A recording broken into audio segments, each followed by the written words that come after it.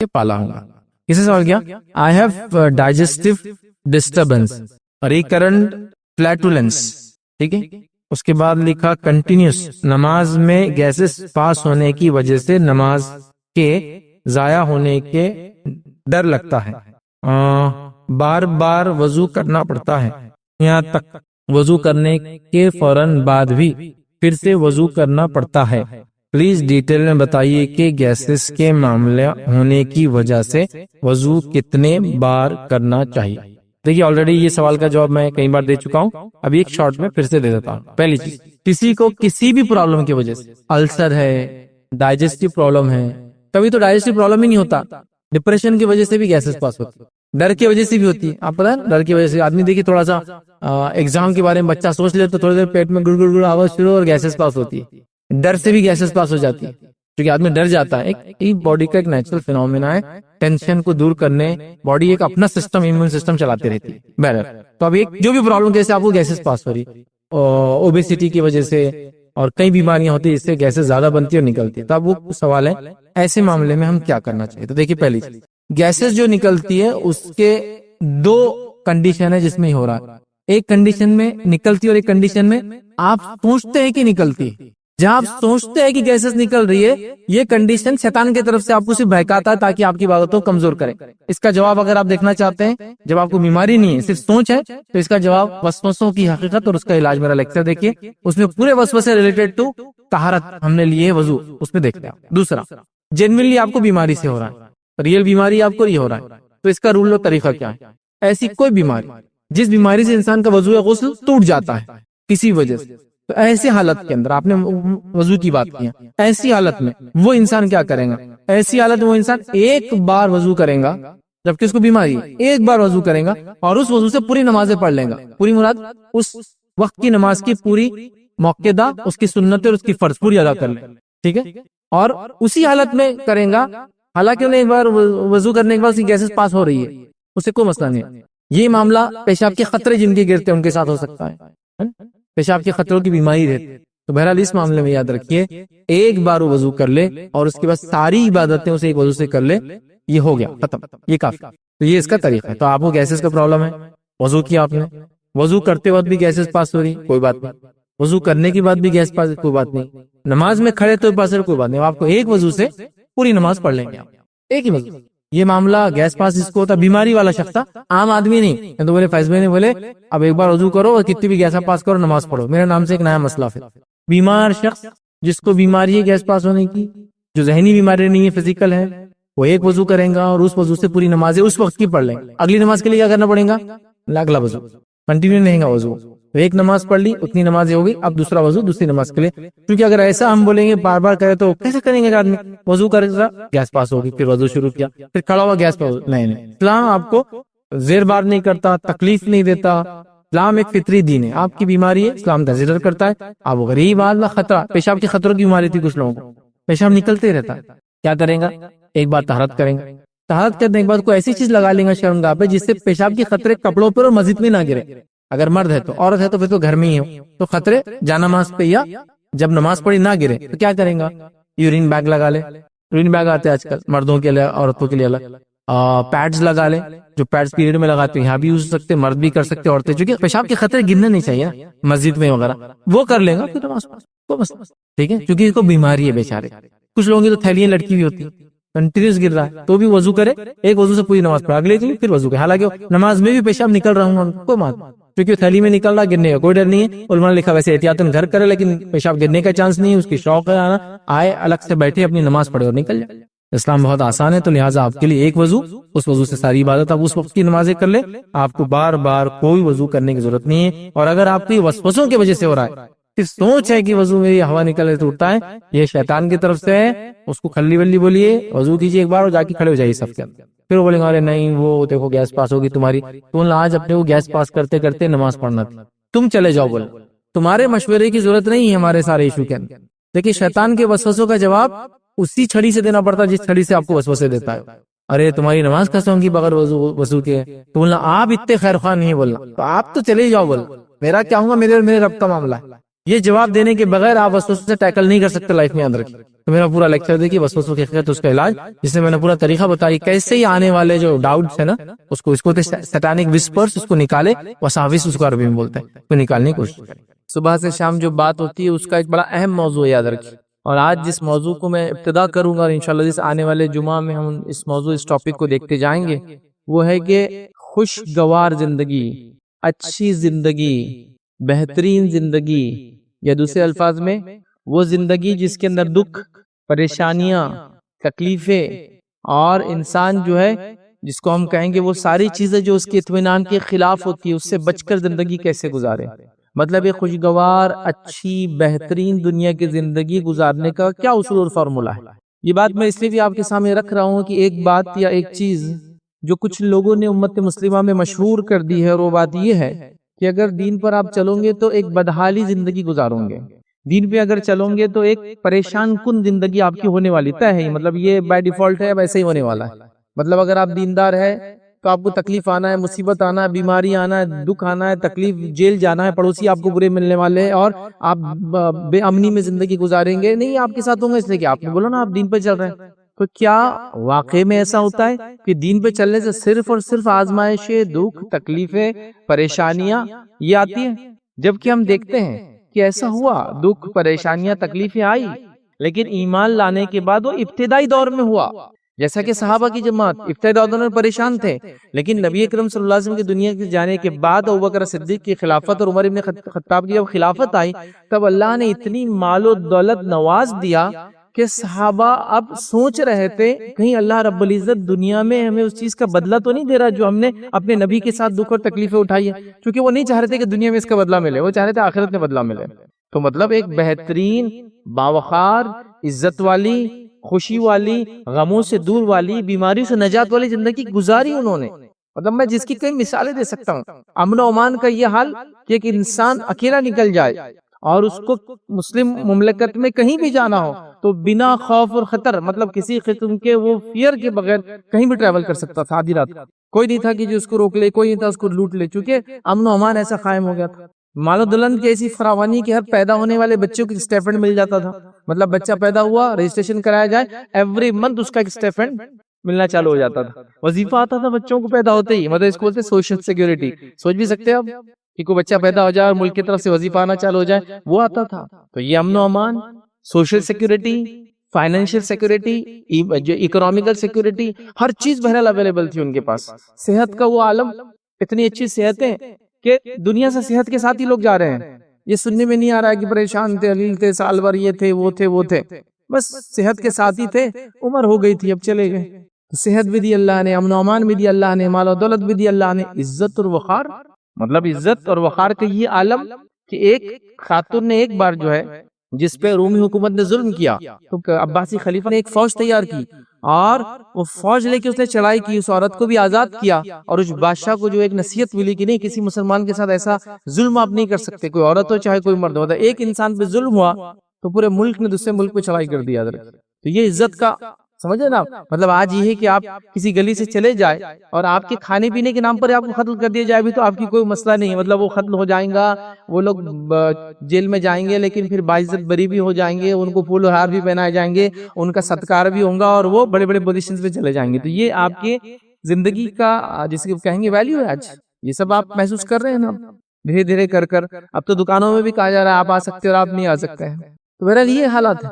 تو ابھی خوشگوار زندگی ملیں گی کیسے، کہ اچھی زندگی ہم نے کیسے پائیں گے؟ اس کے کچھ اصول اور بنیادیں شریعت نے دی نہیں دی کہ ہم سے کہا کہ نہیں بس ایسی کیڑے مکوڑوں کی زندگی گزارو دنیا چلے جاؤ، نہیں، یہ دین پر چلنے والا اس دنیا میں بھی عزت اور وقار کی زندگی جیتا ہے، اور آخرت میں تو عزت اور مقام اور مرتبہ اور رحم تو صرف ان پر ہے جو ایمان کے ساتھ دنیا سے گئے، چاہے وہ دنیا کی زندگی جیسی بھی گزری ہو بہرحال۔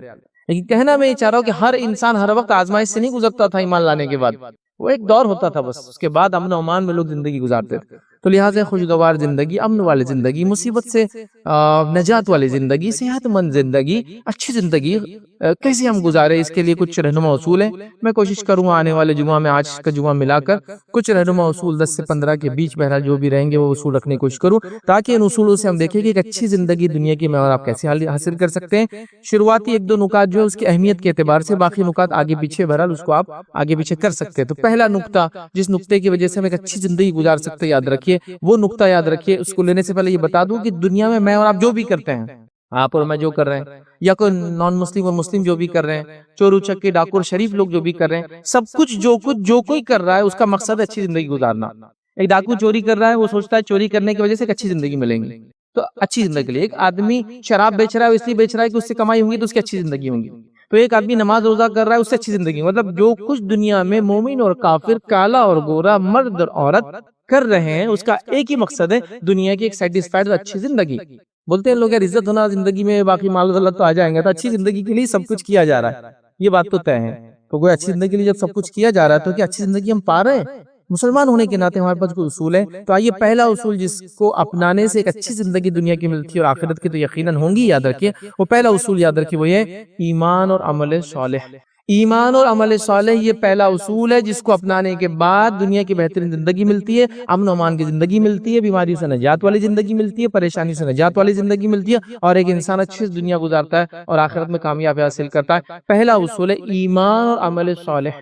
یہ بنیادی اصول یاد رکھیں. مطلب ایمان کو چھوڑ کر، نیک اعمال کو چھوڑ کر ہم مسلمان صرف نام کہنے سے دنیا کی اچھی اور آخرت کی اچھی زندگی نہیں گزار سکتے ہیں.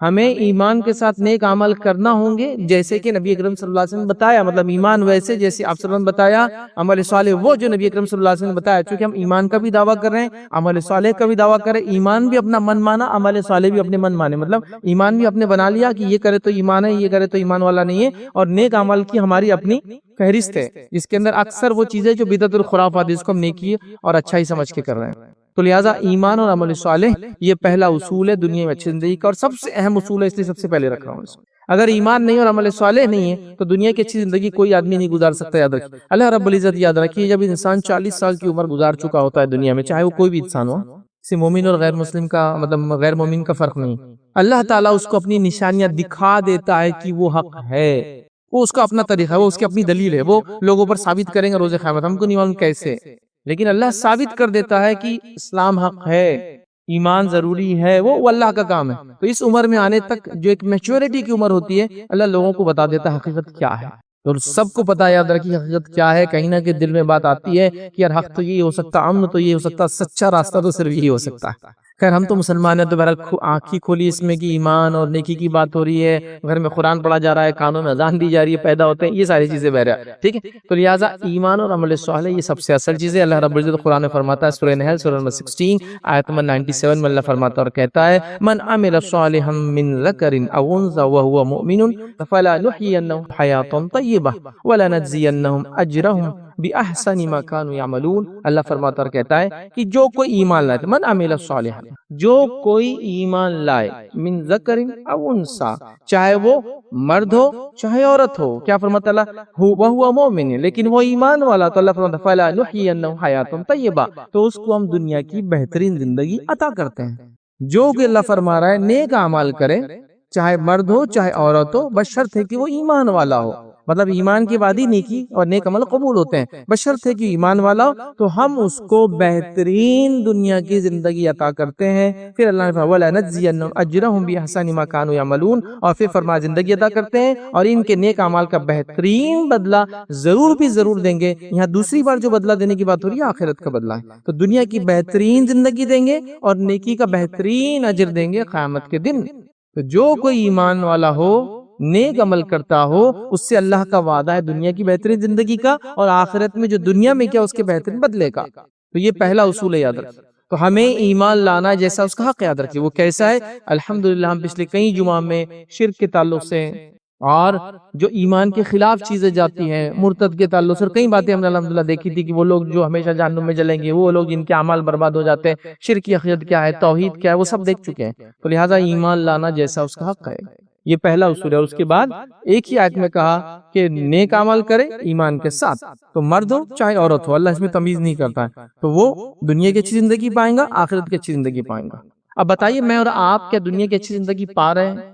تو کہیں نہ کہیں اس پہلے نقطے پہ ہم کو غور کرنا ہوگا کہ ایمان میں تو کوئی مسئلہ نہیں ہے، کہیں ایمان کی خلاف ورزی تو ہم نہیں کر رہے ہیں ادھر، کہ ایسا تو نہیں ایمان کا دعویٰ تو کرے لیکن عمل صالح میں کوئی کمزوری آ گئی، نیکیاں جو کرنا چاہیے تھا ایمان کے بعد، جیسا کہ ایمان لانے کے بعد نماز، روزہ، زکوٰۃ، حج، اچھائی کو حکم دینا، برائی سے روکنا، حلال کھانا، حرام سے بچنا، اور ایک فہرست لمبی چلتے رہتی ہے، لوگوں کے اچھے سلوک سے پیش آنا، پڑوس سے اچھا سلوک کرنا، والدین کی خدمت کرنا، رشتہ داروں کا حق ادا کرنا، مسکینوں وغیرہ، یہ سب چیزیں آتی ہیں۔ تو ہم اگر ایمان لا رہے ہیں تو نیک اعمال کی طرف ہم بڑھیں، اور اگر ایمان میں درست کی نہیں ہے تو ایمان کو جاننے کی ہم کوشش کریں، جس کے تعلق سے الحمدللہ کئی کتابیں موجود ہیں جس کے اندر ایمان کیا ہوتا ہے، ایمان کی کتنی شاخیں ہیں، ایمان کی افضل اور مفضول شاخیں کیا ہے، اس کو کیسے سمجھا جائے گا، یہ سب چیزیں موجود ہے یاد رکھیں۔ تو اگر دنیا کی اچھی زندگی میں اور آپ چاہ رہے ہیں یاد رکھیں تو یہ پوائنٹ سب سے پہلا یاد رکھیں، تھوڑا غور کریں، آپ تھوڑا غور کریں کہ ہم لوگ ایمان لانے کا دعویٰ کرتے ہیں تو ایمان کچھ چیزوں سے اظہار ہوتا ہے یاد رکھیں، کچھ چیزوں سے دکھتا بھی یاد رکھیں، ہر چیز سے نہیں دیکھ سکتے لیکن کچھ چیزوں سے دکھتا بھی یاد رکھیں۔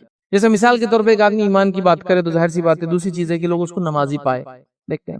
اب آپ ایک مثال لے لیجیے، جمعہ کا دن ہے، جمعہ کے دن ہر تقریباً اب لاک ڈاؤن کے بعد سے تو ہر مسجد میں جمعہ ہو رہا ہے، تو لاک ڈاؤن میں کیا ہوگا، جو مسجد میں جمعہ نہیں بھی ہوتا تھا کیونکہ اب جانے کا مسئلہ تھا تو لوگوں نے وہیں محلے کی مسجدوں میں سے شروع کر دیا، ہر جگہ جمعہ ہوتا ہے، ہر مسجد جمعہ میں فل ہے، فل کیا اوور فلو ہے، اوور فلو جاری نا، سڑکوں پہ پڑھ لے رہے ہیں، چھتوں پہ پڑھ لے رہے ہیں، ادھر پڑھ لے رہے ہیں، ادھر پڑھ لے رہے ہیں، ایکسٹینشن ہو جا رہا ہے، مطلب اس دن کے تک مطلب اتنی مسلمان آبادی ہے، اتنی پاپولیشن ہے کہ مسجد پہ اگر سب پڑھے جمعہ تو نہیں پڑتی ہے۔ اور اگر آپ کو پیک دیکھنا ہے نماز کا، پیک جو سب سے زیادہ لوگ پڑھتے تو میرے اعتبار سے میرا غلط بھی ہو سکتا ہے، وہ ہے جمعہ جو رمضان کا آخری جمعہ ہوتا ہے، سب سے زیادہ لوگ اس میں نماز پڑھتے ہیں، پیک ہے وہ، اتنے مسلمان تو کم از کم ہے لیکن اس دن بھی پورے لوگ نہیں پڑھتے ہیں، یہ بات میں دعوے سے کہہ سکتا ہوں، تو پیک ہے، تو اتنے مسلمان تو موجود ہے، اس کا مطلب تو اگر ایمان کا دعویٰ کرے تو پھر عمل صالح غائب ہے نا۔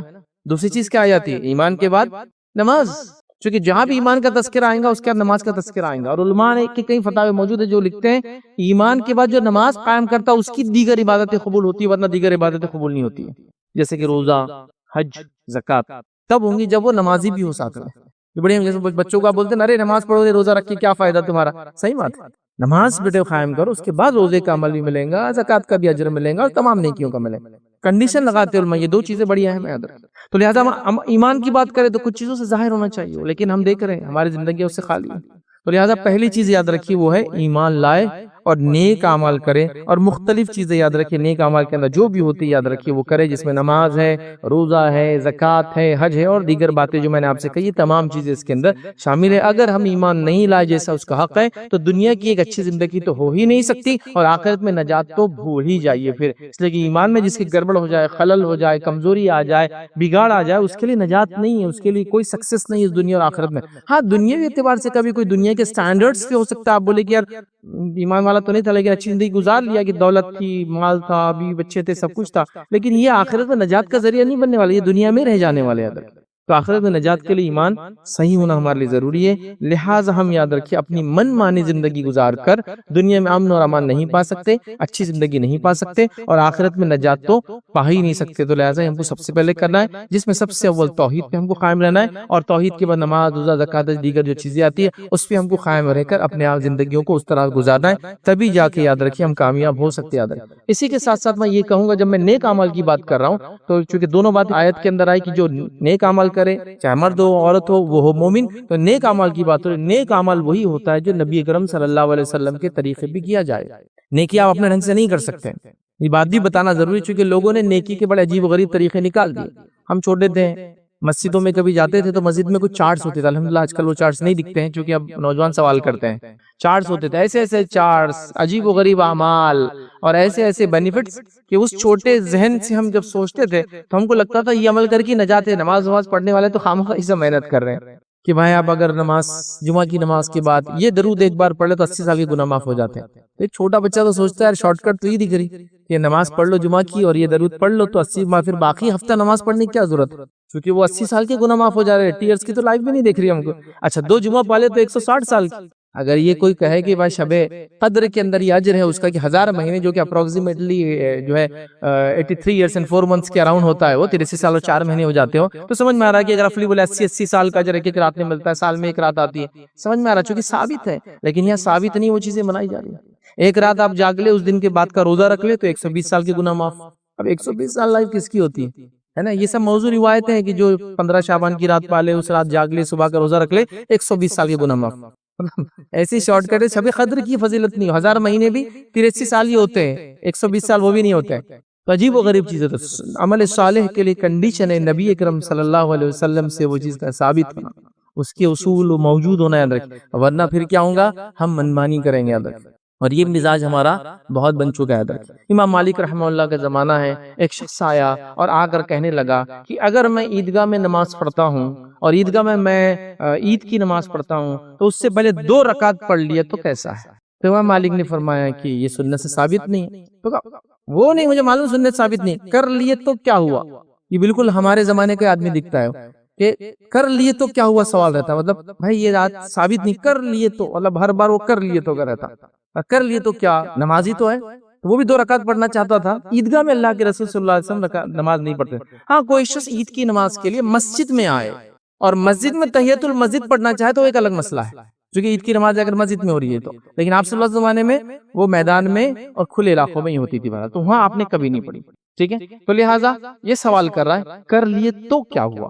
تو امام مالک رحمہ اللہ نے بڑا پیارا جواب دیا. قرآن کی ایک آیت پڑھ کے سنائی, وہ آیت میں آپ کے سامنے رکھتا ہوں, سورہ نور آیت نمبر 63 کا ایک پارٹ ہے, وہ پڑھ کے سنائی. انہوں نے کہا فَلْيَحْذَرِ الَّذِينَ يُخَالِفُونَ عَنْ أَمْرِهِ أَن تُصِيبَهُمْ فِتْنَةٌ أَوْ يُصِيبَهُمْ عَذَابٌ أَلِيمٌ. یہ آیت انہوں نے پڑھ کے سنائی. جب اس نے یہ سوال کیا کر لیے تو کیا ہوا, ٹھیک ہے آپ سے انہوں نے نہیں کیا لیکن میں کر لوں تو انہوں نے یہ آیت پڑھی. حالانکہ نماز کا سوال تھا, اس کا ترجمہ ہے لہٰذا جو لوگ اس رسول کے حکم کی مخالفت کرتے ہیں, کیونکہ رسول نے وہ کام نہیں کیا, نماز پڑھی 2 رکعت عید سے پہلے, تو لہٰذا جو لوگ رسول اللہ صلی اللہ علیہ وسلم کی مخالفت, حکم کی مخالفت کرتے ہیں, انہیں اس بات سے ڈرنا چاہیے کہ کہیں وہ کسی مصیبت میں گرفتار نہ ہو جائے اور کہیں ان کو کوئی دردناک عذاب آ کر نہ پکڑ لے. جو اس نبی کی مخالفت کریں گا کوئی مصیبت نہ آ جائے یا کوئی دردناک عذاب نہ آ جائے, انہیں ڈرنا چاہیے. تو امام مالک نے آیت پڑھ کے اس کو سنا دی, اس کی عقل ٹھکانے آگئی, وہ چلا گیا.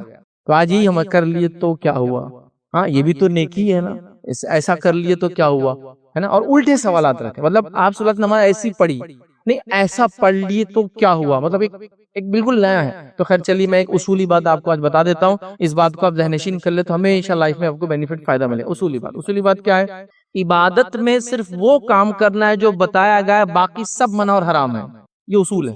عبادت میں صرف وہ کرنا ہے جو بتایا گیا ہے, باقی سب جو چیزیں ہیں وہ ناجائز ہوں گی اور حرام ہوں گی. یاد رکھیں, مطلب کوئی اگر سوال کرے کہ میں نماز پڑھوں تو ہاتھ کو ایسا باندھوں پیچھے, تو پھر کیا ہوں گی کہ نماز میری کھڑے قیام میں نہیں, ٹھیک ہے آپ صلی اللہ نے کیا ہوں گی کیا. تو عبادت میں وہی کرنا ہے جو بتایا گیا, باقی منع ہے. اور دنیا میں انہی کاموں سے بچنا ہے جس سے منع کیا گیا, باقی سب حلال ہے. مطلب شریعت میں عبادت میں جو چیز بتائی گئی وہی کرنا ہے, باقی حرام ہے. اور دنیا کے معاملات میں جن چیز سے منع کیا ان سے رکنا ہے, باقی سب حلال ہے. جیسے کہ کمائی میں کیا چیز حرام ہے, سود, باقی سب حلال ہے. وضو کن چیزوں سے ٹوٹتا, اتنی چیزیں, باقی سب سے وضو نہیں ٹوٹتا. تو شریعت نے نہیں بتایا کہ جام کھانے سے وضو نہیں ٹوٹتا, آم کھانے سے وضو نہیں ٹوٹتا, دودھ پی لے تو وضو نہیں ٹوٹتا, پیدل چلے تو وضو نہیں ٹوٹتا. ضرورت نہیں, کن سے ٹوٹتا بتا دیا, سمپل. تو دنیا کے معاملات اور دین کے معاملات, دین میں جو بتایا گیا وہ کرنا ہے اور دنیا میں جس سے روکا گیا اس سے رکنا ہے, باقی دنیا میں سب حلال اور باقی ہے سب حرام. تو یہ اصولی بات. تو اب آپ رات کو جاگ کر عبادت کر رہے ہیں, بتایا گیا ہے کہ نہیں. دنیا میں صرف جو چیز سے منع کیا گیا, جیسا کہ جو بھی چیزیں, میں نے کمائی کے اندر سود کی بات کر لی, بات چیت کے اندر جھوٹ نہ بولے, دھوکہ نہ دے, باقی سب حلال ہے, پھر باقی سب باتیں حلال ہوں گی آپ کی. تو یہ اصولی بات ہے. اب یہ اصول کو چھوڑ کے ہمارا کر لیے تو کیا ہوا, تو نبی اکرم صلی اللہ علیہ وسلم کے طریقے پہ جو اعمال کریں گے وہی نیک اعمال کہلائیں گے. تو لہٰذا ہمیں ایسے دوسرے تمام کاموں سے بچنا ہے. آئیے دوسری چیز یاد رکھیں, جو اصولی بات ہوں گی دنیا کی بہترین زندگی کے لیے, وہ ہے نماز. یہ اہمیت کے اعتبار سے دوسرا پوائنٹ ہے, اور یہ واقع میں اہمیت کے اعتبار سے سیکنڈ ہے, چونکہ ایمان کے بعد سب سے اصل چیز ہے نماز. نماز کی کیا اہمیت ہے میں سمجھتا ہوں بتانے کی کوئی مجھے ضرورت نہیں ہے. نبی اکرم صلی اللہ علیہ وسلم کا زمانہ ہے, کوئی شخص ایمان لاتا ہے, ایمان لاتے ہی آپ صلی اللہ علیہ وسلم کیا کرواتے اس کو, ایمان لاتے دوسرا کام سب سے پہلے اس کو نماز پڑھواتے ہیں. کچھ روایتوں میں نماز سے پہلے کچھ اعمال ہے, کسی سے کہا غسل کر کے آ جا, کسی سے کہا دور جہالت کے بال نکال کے آ جا, مطلب زیر ناف کے بال وغیرہ نکال لے, تو وہ جاتا تھا زیر ناف کے بال نکالتا تھا. جو ایکسٹرا وہ لوگ زمانے میں شاید بال نہیں کاٹتے تھے, جو وہ کرتا تھا غسل لیتا تھا, آ جاتا تھا, نماز پڑھ لیتا تھا. لیکن نماز پڑھوائے تو وہ ایک انسان اسلام قبول کرتا ہے, تو قبول کرتے ہیں نماز آگے, اس کے بعد اس کو کوئی چانس نہیں گیا کہ ٹھیک ہے اب جاؤ 8 مہینے 9 مہینے 10 مہینے 11 مہینے 1 سال 2 سال کی نماز سیکھو, کوشش کرو, پھر آگے تو پھر پڑھنا چاہیے. نہیں, ایمان قبول کرتے اس کو نماز پڑھوائی جا رہی ہے.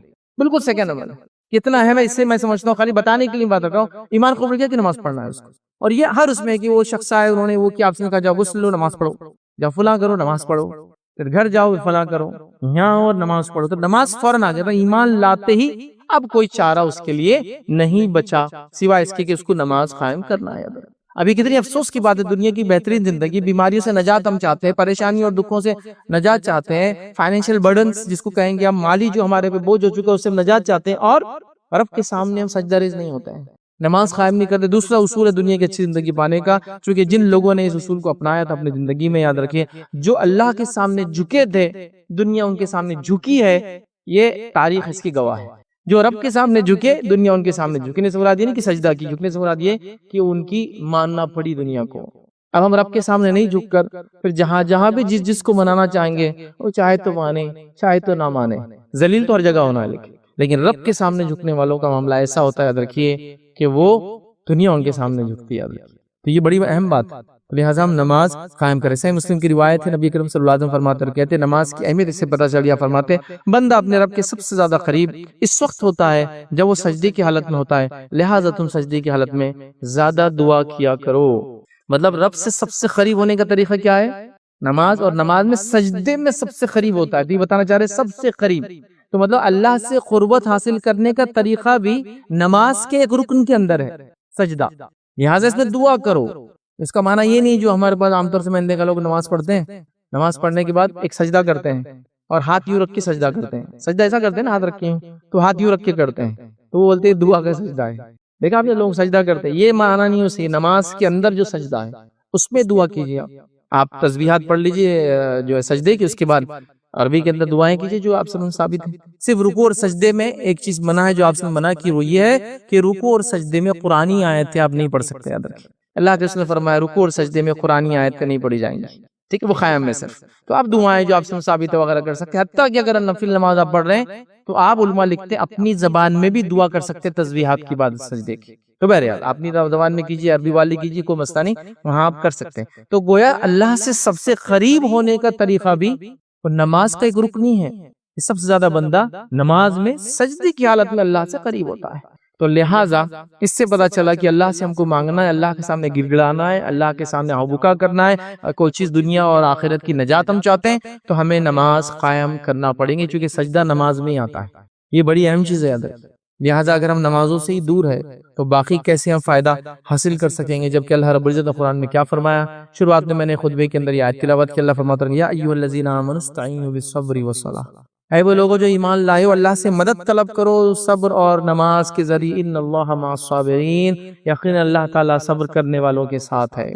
تو صبر اور نماز کے ذریعے مانگنے کا حکم دیا گیا، ہم مانگ رہے ہیں تو صبر کیجیے مصیبتوں پر اور پھر نماز کے ذریعے مانگیے۔ نبی اکرم صلی اللہ علیہ وسلم کو دیکھا گیا کہ آپ جب کوئی دکھ مصیبت پریشانی ہوتی تو آپ نماز کی طرف دوڑتے ہیں، یہ تو بالکل عام بات ہے، آپ نے سنی ہوگی، اللہ کے سامنے سجدہ ریز ہو جاتے، مطلب نماز قائم کرتے۔ جب بھی سجدے کا تذکر آتا ہے اس کا صرف سجدہ نہیں، نماز کے اندر کا سجدہ مراد ہوتا، تو نماز کی طرف بڑھ جاتے، یاد رکھیں۔ اور ہمارا حال یہ ہے کہ ہم نمازوں سے غافل ہے، یاد رکھیں۔ ہر وقت میں 5 وقت کی نماز ہمیں دی گئی، ان 5 وقت کے اندر بھی ہمارا حال یہ ہے کہ ہم کچھ نمازوں میں موجود ہے اور کچھ میں نہیں ہے، جو موجود ہے ان کا حال ہے، جو آتے ہی نہیں ان کا تو ایک الگ ہی معاملہ ہے۔ اللہ معاف کرنے والا ہے، اللہ غفور رحیم ہے، اللہ یہ کرنے والا، اللہ وہ کرنے والا، اللہ دیں گا، نماز کیا ضروری ہے کیا، نہیں بھی کریں گے تو جو دینا اللہ کو تو دینا ہی ہے، فلاں، یہ سارے بہانے جو، لیکن جو تمہیں حکم دیا کرنے کا وہ چھوڑ کر باقی سب بہانے چل رہے ہیں۔ تمہیں کیا حکم دیا گیا؟ نماز قائم کرو۔ اللہ غفور رحیم ہے، ٹھیک ہے، لیکن تم کو حکم کیا ہے؟ غفور رحیم تب ہے جب تم یہ کر کے آؤ، تو تم کیا بول رہے ہیں؟ وہ غفور رحیم ہے، تو لیکن اسی نے کہا کہ نماز قائم کرو، وہ پارٹ چھوڑ کے دوسرے پارٹ پہ ڈسکشن چالو ہے۔ تو اللہ کے لیے اگر دنیا کی بہترین زندگی ہم چاہتے ہیں تو ہم نمازی بن جائیں۔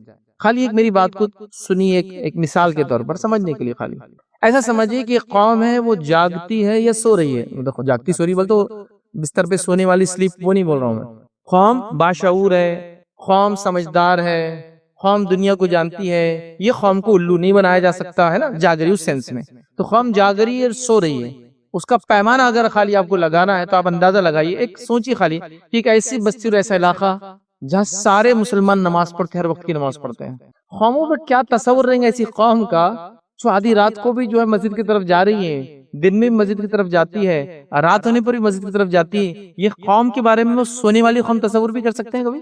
وہ سمجھ جائیں گے قوم جاگ رہی ہے۔ جب یہ نمازوں میں اتنے جمع ہو جاتے دیکھو اس پہ کتنے جمع ہو سکتے ہیں، دوسروں کو بتائیے کہیں جمع نہیں ہو سکتے، جو اپنے رب کے سامنے جمع نہیں ہو سکتے دنیا میں اور کہاں جمع ہوں گے؟ چونکہ دنیا میں بہت ساری چیزیں منوانے کے لیے آپ کو اپنی تعداد، اپنے سر بھی جوڑنا پڑتے، چونکہ دنیا کے اکثریت علاقے کے اندر ابھی ڈیموکریسی چلتی ہے، ڈیموکریسی جمہوریت کے اندر سر گنے جاتے ہیں۔ مطلب اگر ایک جگہ 100 لوگ ہیں، 100 سر گننے، مطلب 100 سر ہے، اور کسی کا کس کو چننا ہے، اور ایک طرف جو ہے 51 لوگوں نے ایک انسان کو چن لیا، اور ایک طرف 49 لوگ ہیں جو اس کو چننا نہیں چاہ رہے، تو وہ چن کے آ جائیں گا، حالانکہ 49 گھوڑے ہیں اور 51 گدھے ہیں، تو بھی وہ چن کے آ جائیں گا۔ حالانکہ ایک گھوڑے کے مقابلے میں 100 گدھے بھی برابر نہیں ہو سکتا ہے، لیکن سروں کا ہے نا، کوانٹٹی کا معاملہ ہے، سر گنے جائیں گے تو سروں کے اعتبار سے تو وہ 51 گدھے جیت کے لا لیں گے اس کو جتا کر، سروں کا معاملہ ہے۔ تو آپ دیکھیے قوم فجر کے اندر جاتی ہے اور اسی حال میں جاتی ہے سے جمعہ بھر کے ہمارا، چونکہ تعداد تو اتنی ہے نا۔ تو اب قوموں کا، حکومتوں کا آپ کی طرف تصور کیسا ہوگا؟ مجھے صرف اتنا بتائیے، قوم سو رہی ہے یا قوم جاگ رہی ہے؟ آپ کے خلاف منصوبہ بند ہونے کے لیے ان کو آپ کے خلاف کوئی کام کرنے سے پہلے 100 بار سوچنا پڑے گا۔ 500 دیکھیں مسجد میں یوں جمع ہو جاتے تھے، فجر میں جمع ہو جا رہے یار، عشاء میں جمع رہتے یہ لوگ، آپ سمجھ رہے ہیں؟ تو اللہ نے جو عبادتوں کو آپ کو دیا ہے، اس کے اخروی کئی فائدوں کے ساتھ ساتھ میں کہہ رہا ہوں لا تعداد دنیاوی فائدے بھی اس کے اندر موجود ہے، لا تعداد دنیاوی فائدے بھی موجود ہے، بتانے کا بہرحال وقت نہیں ہے۔ آئیے میں صرف آپ کو ایک نفل نماز کا فائدہ بتاتا ہوں کتنا ہوتا ہے، جو میں کہہ رہا ہوں نماز دوسرا اسے نفل نماز، فرض تو سبحان اللہ زندگی بھر کی نفل بھی ایک فرض کی برابری نہیں کر سکتی، یاد رکھیے، فرض ہی رہتا ہے ہمیشہ، یہ بات یاد رکھیے۔ ایسا پورے دنیا کی ایمان والے بھی مل جائے تو ایک نبی کے مقام کو نہیں پہنچ سکتے، نبی ہی ہوتا ہے آخر، یہ ان کا مقام ہوتا ہے، ان کا ایمان اتنا بلند ہوتا ہے، اور ایسی شخصیات ہوتے ہیں کہ پورے ایمان والے بھی اکٹھے ہو جاتے، ایک نبی کی برابری نہیں ہو سکتے۔ تو ایک فرض نمازی ہے، تو ایک نفل کا فائدہ دیکھیے، تو فرض کا تصور کیجئے، صرف سوچیے کیا ہوگا۔ سنیے نبی کریم صلی اللہ علیہ وسلم کی الفاظ، مسند احمد کی روایت ہے، جامع ترمذی میں روایت ہے، اور بھی روایت بہت ساری کتب حدیث کے اندر آتی ہے۔ آپ فرماتے اور کہتے ہیں تم رات کا قیام ضرور کیا کرو، رات کی نماز قیام اللیل نفل نماز یا نفل عبادتوں میں سب سے افضل عبادت، مطلب عبادتوں میں جو نفل عبادتیں ہیں اس میں سب سے افضل عبادت بھی ایک نماز ہی ہے جو کہ ایک نفل نماز ہے، ٹھیک ہے؟ تو کیا فرما رہے ہیں؟ تم رات کا قیام ضرور کیا کرو، کیونکہ یہ تم سے پہلے صلحاء کی عادت تھی۔ پہلا فائدہ، تم سے پہلے صلحاء کی عادت تھی، ہم سے پہلے کہ نیک لوگوں کا ہی طریقہ تھا۔ ظاہر سی بات، ہم تو نیک لوگوں کے طریقے پہ چلنا چاہتے ہیں نا، ہم تو ان کے فالوورز ہیں نیک لوگ، تو تم سے پہلے صلحاء کا طریقہ تھا، پہلا فائدہ۔ پھر فرمایا اور رات کا قیام اللہ سے قریب کرتا ہے، دوسرا فائدہ۔ تیسرا فرمایا اور گناہوں کو مٹاتا ہے، تیسرا فائدہ۔ پھر فرمایا برائیوں سے روکتا ہے، چوتھا فائدہ۔ اور پانچواں فائدہ کیا ہے معلوم آپ کو؟ جس سے سب پریشان ہیں وہ یہ، اور جسمانی بیماریوں کو دور کرتا ہے۔ 5 فائدے، ایک نفل عبادت کے 5 بینیفٹس۔ پہلا، نیک لوگوں کا طریقہ، اور ہم نیک لوگوں کے طریقے پہ چلنا چاہتے جو ہم سے پہلے چلے، انبیاء اور جو ہے صدیقین، شہداء اور صالحین کی ان کا طریقہ تھا، تو ہم اس پہ چلتے، پہلا فائدہ۔ دوسرا ہے رات قیام اللہ سے قریب کرتا ہے، مطلب ایک قوم کو اور ایک بندے کو اللہ سے قریب ہونا ہے تو رات کا قیام کریں، بڑا اسپیشل ٹائم ہے اور اللہ کو بہت پسند ہے، تو دوسرا فائدہ ہو گیا۔ تیسرا فائدہ، گناہوں کو مٹاتا ہے۔ کون سا انسان ہے جو گناہ نہیں کرتا ہے؟ تو گناہ مٹانے کا سب سے بہترین طریقہ ہے، برائیوں سے دور رکھتا ہے۔ ہر آدمی چاہتا ہے برائیوں سے بچے، یہ عمل برائیوں سے بچاتا ہے، ایک نماز، ایک نفلی نماز ہے، یاد رکھیں، بچاتا ہے۔ اور 5ویں چیز یاد رکھیے، ہر دوسرا آدمی پریشان ہے، یہ جسمانی بیماریوں کو دور کرتا ہے۔ یہاں لفظی ہے جسمانی بیماری، یہ میں معنی نہیں سمجھا رہا ہوں کوئی کہ اس کا ایسا ہے تو علماء نے کہا یہ، یہاں لفظی ہے کہ جسمانی بیماریوں کو دور کرتا ہے۔ تو آج کون سا انسان ہے جو پریشانی، تمام چیز، اپنے گناہوں سے پریشان ہے، بری صحبت سے پریشان ہے، برے لوگوں سے پریشان ہے، بیماریوں سے پریشان ہے؟ یہ رات کی نماز ان سب سے نجات دیتی ہے، گناہوں کو معاف کرتی ہے، برائیوں سے دور کرتی ہے انسان کو، بیماریوں کو آپ سے دور کرتی ہے۔ کتنے بینیفٹ صرف ایک نفل نماز کے، اور یہ نماز فجر کے وقت شروع ہونے سے پہلے ہوتی ہے۔ اب آپ کے علاقے میں جب بھی فجر کا ٹائم شروع ہو رہا ہے اس سے پہلے یہ نماز ہوتی ہے، اس کو ہم کہیں گے عام زبان کے اندر سحر کا وقت جو ہوتا ہے نا، جب ہم اٹھتے ہیں رمضان میں، بس وہ وقت ہوتا ہے اس کا افضل وقت، پڑھنا چاہیے، کوشش کرے کہ انسان فجر کو بھی جائے اور اس سے پہلے کوشش کرے کہ یہ بھی پڑھے اور ساتھ میں اس کے فجر بھی اس کی ہو، تو اس کو اتنا بینیفٹ ملے گا۔ تو ایک انسان پریشان ہے، پتہ نہیں کن کن دروں پہ جا کے سر ٹیک رہا ہے کہ میرے گناہ ختم ہو جائے، اللہ مجھ سے راضی ہو جائے، میرا فلاں معاملہ بدل جائے، میری صحبت بدل جائے، میری بیماریاں دور ہو جائے، اس کو صرف ایک نماز اپنے گھر میں پڑھنا ہے، کوئی اسپیشل مقام پہ نہیں جانا ہے، کسی سے ملنا نہیں ہے، کوئی پیسہ خرچ نہیں کرنا ہے، نتھنگ، کچھ نہیں، صرف اپنے گھر میں اٹھے اور اس وقت اٹھ کے نماز پڑھ لے، اس کو یہ سارے فائدے انشاءاللہ عزیز مل جائیں گے۔ یہ بہت بڑی چیز ہے، یاد رکھیں، بہت بڑی چیز ہے، یاد رکھیں، بہت اہم چیز ہے، یاد رکھیں۔ لیکن بہرحال ہم لوگ دوسری جگہ ہی تلاش کر رہے ہیں کہ وہ عزت، مقام، مرتبہ کیسے حاصل ہوگا، جو بتایا گیا ان چیزوں سے ہم بڑے غافل ہیں۔ تو بہرحال آج ہم نے 2 اصول دیکھے کہ دنیا کی بہتر زندگی کے لیے سب سے پہلے ایمان اور نیک عمل، اور اس کے بعد دوسرا اصول تھا نماز۔ یاد رکھیے یہ 2 کام ہیں انشاءاللہ عزیز، جس کے کرنے سے جو سب سے اول سب سے اہم تھے، جو کرنے سے دنیا کی بہترین زندگی، غموں سے نجات والی زندگی، پریشانیوں سے نجات والی زندگی، سے بیماریوں سے نجات اور بیماریوں سے پاک زندگی اور ایک اچھی زندگی میں اور آپ گزار سکتے ہیں۔ اور ہر آدمی پریشان ہے اچھی زندگی کے لیے، خاص طور سے اقلیتیں ہمارے ملک عزیز میں اور خاص طور سے مسلمانوں سے پریشان ہیں۔ تو